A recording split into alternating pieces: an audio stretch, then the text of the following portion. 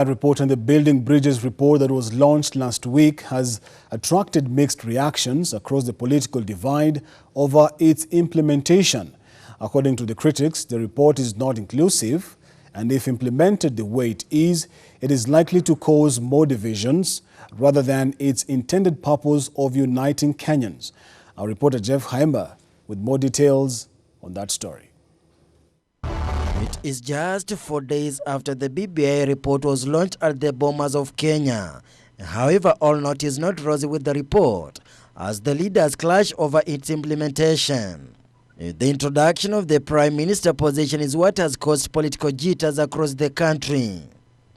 After Kenyans going through the report for 1 month, the BBI team will have to call for a technical committee to turn their recommendations into legal, policy and administrative measures required for the implementation. Because this BBI report is just a report. It's nothing anchored in the constitution. Saboti Member of Parliament Khaemba, one of Raila Odinga's allies, says the Prime Minister position is not well structured, and if implemented the way it is likely to divide Kenyans further.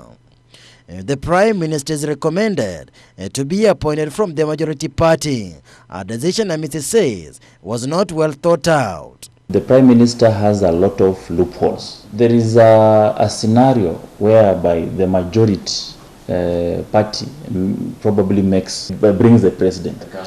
And there can also be a scenario whereby the majority brings the opposition, that the person elected is not necessarily have the majority in parliament.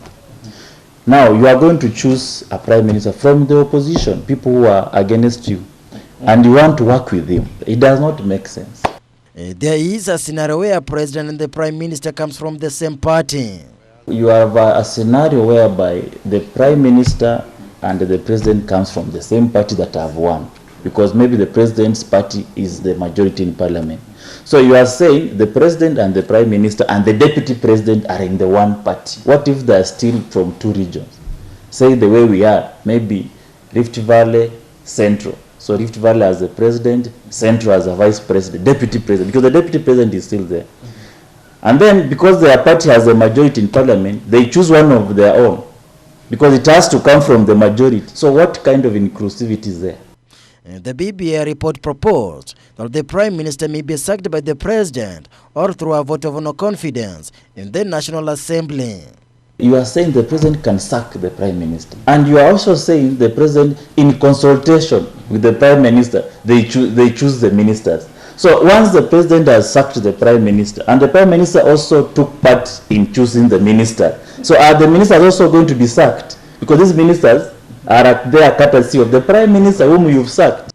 The role of the Prime Minister will be the lead of the government business, a role that is likely to be contested. So if you put the Prime Minister who is in opposition, he becomes the leader of government projects. It does not work. The opposition is opposing the government, and their leader is the leader of government business. Another headache in the report is the recommendation of a powerful official opposition leader. The post of opposition leader is going to be structured and funded for. So who is the opposition? To me, the opposition is the person who comes second. So if the opposition are also going to provide a prime minister, then they are also going to provide the official opposition leader. So are you going to say that the prime minister is also the official opposition leader? So who are you opposing? Which government are you opposing? If you are the leader of government business and you're also the official opposition leader. Another elephant in the room are the whistleblowers who have been promised a 5% of the share if they report cases of corruption. How is the protection of the whistleblowers?